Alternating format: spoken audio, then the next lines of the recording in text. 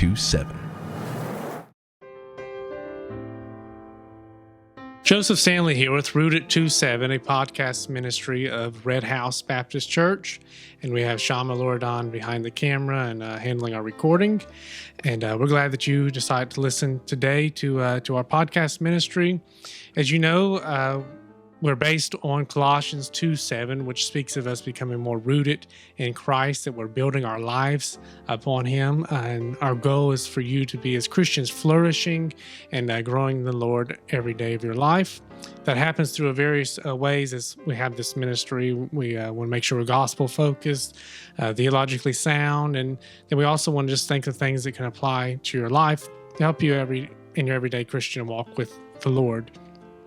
And we typically have various guests on, and we learn about their ministry and testimony, which encourages me personally. And today I'm glad to be joined by Dr. Danny Davis, who is the Associational Mission Strategist of the Tates Creek Baptist Association.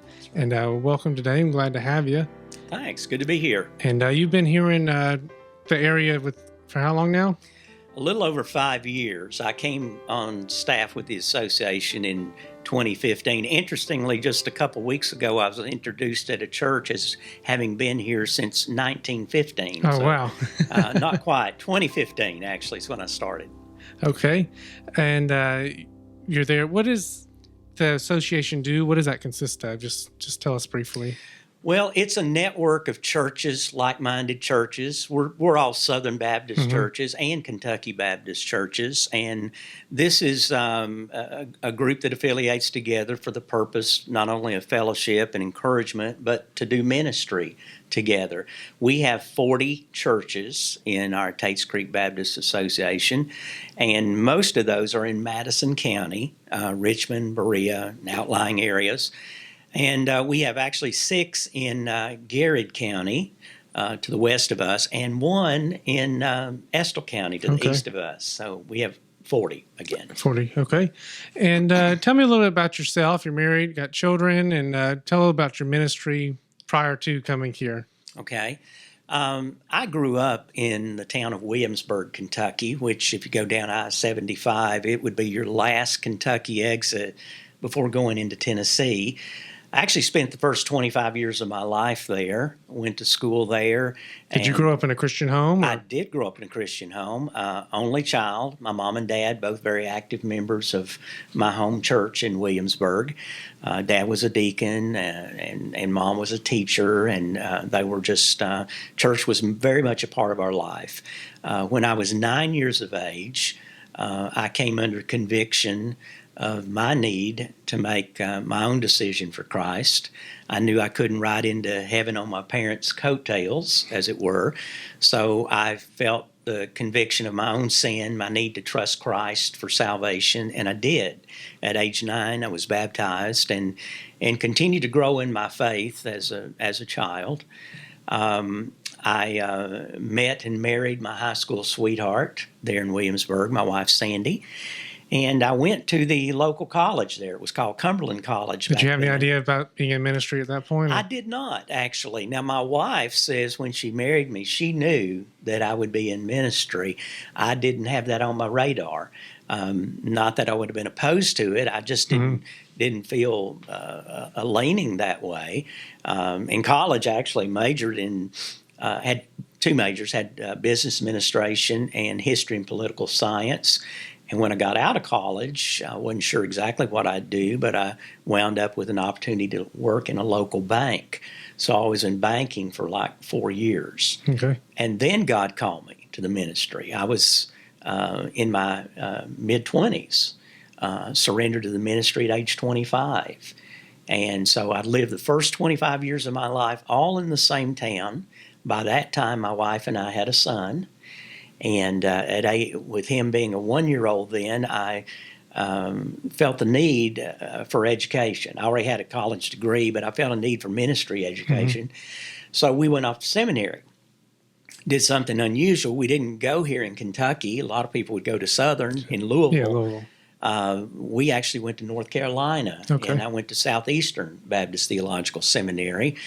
And which was good actually to get out of my home state and get in some other area. So I went to school there, got my master's degree, and then from there, that put me on a trajectory where I was over in that part of the country, having left Kentucky. So my first pastorate was in Danville, Virginia, which is a mill town, small city of about 45,000 midway across Virginia. Then I went back into North Carolina and pastored a large rural congregation. And from there, my wife and I went to Western Kentucky. So we're back in our home state, but a different region. Pastored there for a few years, and then made a move to Florida. And I pastored First Baptist Church of Claremont, which is a bedroom community of the Orlando area. And that was my longest tenure. I was there 11 and a half years. And at that point in my life, I'd been in 4 churches in 4 different states. And I said, man, every time I leave a church, I have to leave the state too, So, but then I wound up going back to the city where I started. My first church was in that city of Danville, Virginia. There was another church that called me there some years later. So I went back to Danville, Virginia, pastored for about 9 years. And so all told, I pastored 5 churches in 30 years. Then I got the call to come here and work with pastors in churches as a counselor, advisor. I was going to say, what does your job right now entail, and how did being a pastor prepare you for this job right now? Well, it prepared me for it. The job, they changed the title since I've been here, Really? For many years, it was Director of Missions, and then there was a top-down change that occurred at the Southern Baptist Convention level to change it into something that sounded more strategic. And so they came up with a new name, a new moniker, Associational Mission Strategist. And many of the associations have adopted that across the board. So I went from being a DOM to an AMS, or a mess if you would prefer. But the idea is they wanted to bring out more of the strategic aspect of the role, that an associational mission strategist can be a friend to pastors, a pastor to pastors, if you will, a shepherd to the shepherd, an encourager, but also strategic in trying to work with the churches and coordinate them in shared ministries together. So a strategic, like whether it be starting some new community ministry or planting churches or whatever it might be. So I always find it interesting how someone, like you said, you was in banking at first, and then the Lord can call you to preach, and then over 30 years later, then you're sitting here in ministry. Is like how God can take someone's life and completely change it around when you're willing to surrender to Him and be used by Him. Give us a little history about the Tates Creek Baptist Association and what you know. I know it goes way back. It goes way back. Actually, it's over 200 years old. It goes back to the early days. It predates our country. It predates the Southern Baptist Convention, actually. It's been around a long time and long history. Along the way, it has had a number of different churches that participated in it. Inevitably, over 200 years, you have some churches come and go. Of course, some regrettably close their doors, but we stand at 40 strong now as far as our churches, and it's. Like I said, I just represent a very small sliver of the long history of this association, but the great value in an association is obviously as Baptists, we believe in the autonomy of the local church, but we're so much better together when we work together. We need each other. We know the writer of Proverbs says iron sharpens iron. We need that. And churches are better when they work with others. Pastors are better when they work together with other pastors. And so we have at the national level, the Southern Baptist Convention, with which churches voluntarily associate. Also the KBC, Kentucky Baptist Convention, that's another voluntary thing. But when you have a local association right in actually almost right in the literally same mission field together. There's something about that. An AMS, for example, as I am, is closer to you. It's closer to your church, closer to the action, if you will, closer to your situation. So it promotes that we're autonomy of the local church, but we're not isolationist either. We're associating with one another and coordinating for the Great Commission and for missions and things of that nature. Exactly. But I've just been reminded of that. And one of the things I've seen in COVID is, this will sound maybe unusual to your folks, but in my 5+ years here, actually 2020, I believe, is my most fruitful year of ministry. Even though we experienced shutdowns, even though we had to eliminate a lot of meetings and different things we had planned, it seemed like the Lord changed all of our plans dramatically this past year. But what I found is there was more of a desire among a lot of our pastors and leaders for fellowship, for encouragement, just for advice. We need one another, definitely. Exactly. So I found more of an openness to pastors who were reaching out to me, and more of an ability to pour into them, because we were all going through some uncharted territory together.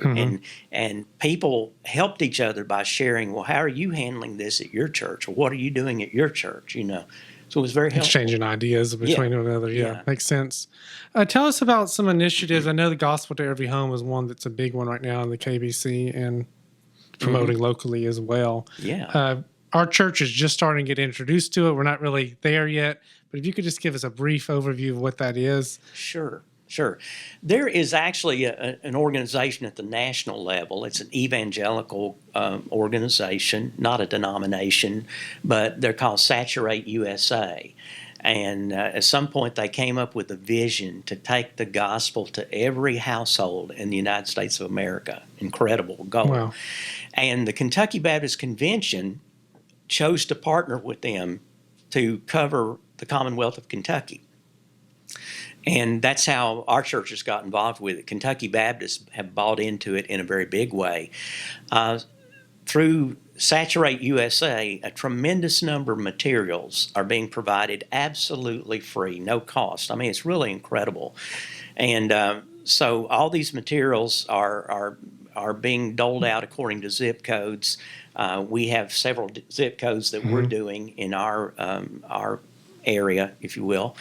And our churches, I'm encouraging them to be involved. Again, it's a voluntary thing, but we need a lot of hands on deck to take care of this. So I believe it was, 1.7 million Kentuckians that they're trying to reach, or the homes. And actually, the 1.7 million is the household. Yeah. So that's either a house or an apartment. It's going to be a physical address. It doesn't include P.O. boxes, but it's physical addresses where a home delivery could be made of a gospel packet. And so 1.7 million across the state. In the Richmond zip code, we have just over 25,000. And you realize that zip code extends quite a distance outside of Richmond. But counting all of our zip codes that we service as an association, we're looking at 42,000 homes. Wow. So we're looking for our 40 churches to step up to the plate and go to 42,000 households throughout Madison and Garrett counties predominantly. Yeah, it's definitely a large number. You're like, wow, how are we going to reach all those? But it is all these materials have been provided. As we said in our meeting the other day, we had the materials are there. They just need to packet it together and distribute it and give it to people who need the gospel. And why do you think it's important we share the gospel? Oh, my. Just give a simple answer. I know there's a large one to that. Yeah. Well, it's just, all of us were made in the image of God. All of us have a spiritual need. Man is a sinner by nature, sinner by choice. And Christ is the only hope for the human race, Jesus Christ. He's the way, the truth, and the life. And we've got to get that message out that Christ came to die that sinners might be saved and reconciled to God. And even though we live in a culture where we would think everybody has at least heard that somewhere along the way, it's amazing the number of people that haven't. Somehow they haven't. And right now, it seems maybe for some like a strange time to be doing a door-to-door effort with what we've been coming through with the pandemic. But yet there's a lot of people out there behind the door of that home that are hurting, they're in need, they have questions, they don't know where to get answers, and you just never know the impact a visit could have. We want to be careful when we go out. I've told the people that you don't necessarily need to set it as your goal to verbally engage. I'm not saying you shouldn't do that, but we certainly want people to feel at ease if we come to their door. Be sensitive for sure. Be sensitive because of the concerns about COVID. But the packets that we're offering, that your church will be passing out and other churches, it has not only printed gospel material, it has a DVD with films on the life of Christ that are in 8 different languages. So these are great tools. And from a church's perspective, there's not a better time to do it because all this is free that's coming to you, and you just need people to go. I think it's an awesome opportunity to gear the people of churches up to be more evangelistic. Not saying churches aren't already, but that we remember what our purpose is. And then we're also remembering just because the pandemic's going on doesn't mean the gospel needs to stop being shared, that we're forgetting about it, or the Great Commission is over. It's still very present and expected as us as Christians to be participating. Very true. Very true. Shifting gears just a little bit, I know I talked to you or put in the email. We're talking a little bit about church and attending church. Right now, some churches are having services, some aren't, and not judging which is right or wrong. Everybody's sensitive to their own people and their own needs. True. But gearing up towards post-pandemic time, whenever everyone feels safe to attend church and churches are open again, it's good that we remember why we attend church in the first place, because I heard a number the other day that said 30% of the people who were attending regularly before COVID do not plan on returning after post-pandemic.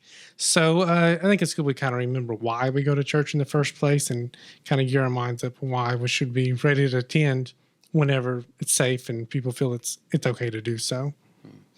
Well, first thing that comes to my mind is in the book of Hebrews, we're told to forsake not the assembling of yourselves, which is interesting in that this was written during the first century. It was written to Jewish Christians, so it was being written to believers. So apparently there was already an issue there of some people not being faithful in their in gathering with the body. But that's a command from the Lord. And it's very important for us. It's so needful for our spiritual health and vitality to be connected with other growing believers. Again, I mentioned a moment ago in Proverbs, we have the statement about iron sharpening iron. We don't stay sharp if we're in isolation. God always called us to be a part of a family. It's always about the people of God. While God cares for every single individual, it's definitely not a Lone Ranger faith. It's not a private matter. We need to be a part of a people that are mobilized together to worship God together, to encourage one another, to mutually edify one another, and to do the work of ministry together. And it's encouraging to do that. You may have heard the old story about if you have a campfire and you have the coals and they're burning, and you take some tongs and you lift one coal away and put it over here, it goes cold. Because it's not connected with the rest. And Christian can so easily go cold.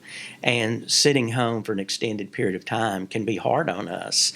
And I'm so grateful for technology. I'm grateful we can do things like we're doing here. I'm grateful for the live streaming of worship services. Definitely.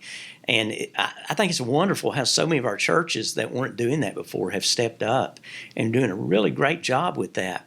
But we need to be with other people. And again, every church has got to decide on their timetables. Like you said, some maybe are not meeting right now. But ultimately, we get beyond this. We want to be back together, and we need it. We so desperately need it to be together. Yeah, I guess I definitely agree. And if you look through the New Testament, Jesus seemed to put a big emphasis on his church. And even local bodies that's in each community. You know, the majority of the New Testament is written to local churches, Absolutely. So it seems like it values it, and we can emulate that value as well. And it's true, and I don't have an exact count on this, but there is a large number of commands in the New Testament that use the phrase "one another," love one another, pray for one another, care for one another, do this one. How are you going to do the one another unless you're together? And so the strong implication there is we need one another. We need to encourage and help and be with one another. Yeah, I think it definitely, I was thinking of this, say if someone's sick in a hospital, you want to have that fellowship with your church that you can call them and know they're praying for you and they know who you are, And I'm not saying the church won't be willing to pray for anyone, but you want that special connection where you're willing there to care for one another. Provides opportunity to show compassion, where you're willing to come alongside someone who's suffering or who has a loss in their family, to be able to encourage them and to help them. I have another question. What about not just going to church, but being involved in the actual work of a church, being involved in the ministry as well? Oh, yes, absolutely. Because church is not something we attend. Church is something we are. Sometimes we have misused the word church. Let's go to church. And we think of the building. Yeah, we think of the building. We think of an event related to attending something at the building.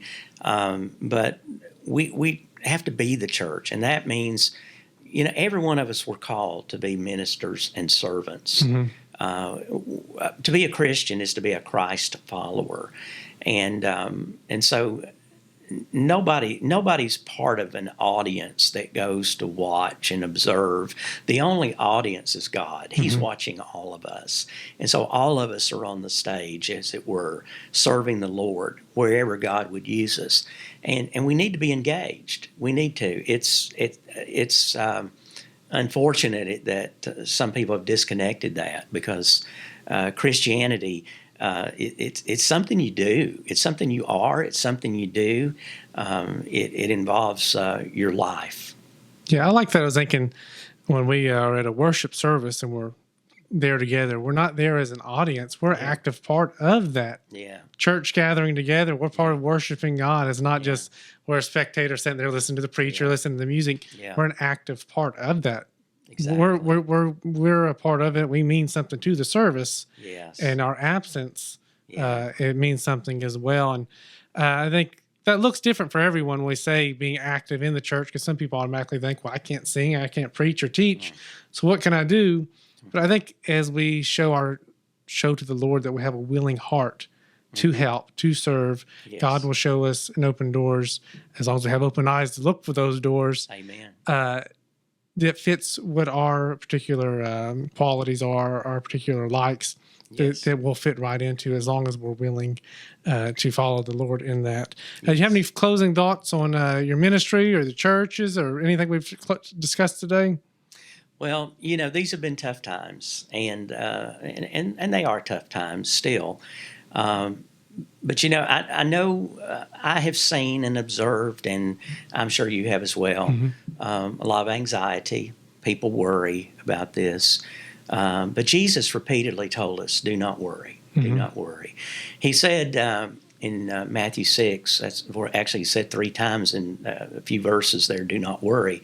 But he ended that by saying, but seek ye first the kingdom of God and his righteousness, and all these things will be added to you. And a lot of times we get focused on the functions of life. There's things we have to do to live life. There are chores we have and different things. We have bills to pay and all that. But we need to focus on life. What is life? And life has a purpose. We were made to serve God. We were made to know him, and hopefully to have eternal fellowship with him as we put our faith and trust in him. And so I would just say, a lot of people worrying today, hey, God's on his throne. God is on his throne. And, I just don't worry about stuff. I don't mean to be naive, but what do we gain through worry? I've thought about worry, and a definition I heard a long time ago, worry is grief by faith. And what I mean by that, you're already grieving as if the worst has already happened. Yeah. So it's almost like you have faith that the worst is going to happen. We need to let that go. Yeah, I agree. And just don't worry. God's in control. God's on his throne. And let's be busy about our Father's business. Sometimes it sounds cliche to say God's in control, but it's a fact of the Bible. It's a fact. Yeah. And if we really let that sound in our minds and our hearts shape our worldview, then when we look at all the calamity in the world, we look at all the problems happening, we know still God is still in control. We can go back to that and bring peace to our heart and strengthen us, help us become more rooted in Christ, that we're building our life upon him. We appreciate you coming on today and taking your time out of your day to talk with us and share more about your ministry. So hopefully people at our church and other people in our association can learn a little bit more about Dr. Davis and different things we've learned here today. Thank you. Well, we appreciate you listening today. And if you'd like to know more about our church, you can go to our website at redhousebc.com. If you ever have any questions or comments about the podcast, you go to our Facebook page at Rooted27, and you can message us there or comment. You can also subscribe to our YouTube page or go to Apple Podcasts as well to subscribe and hear all our latest episodes. Thank you for listening.